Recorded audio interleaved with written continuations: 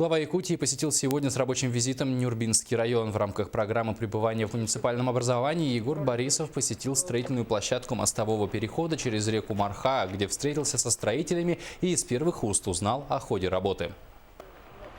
Забурим 4-ю, забурим 5-ю, сделаем 6-ю. То есть вы я так думаю, лучше опоры ставите, да? 6-ю и 5-ю, думаю, да, реально.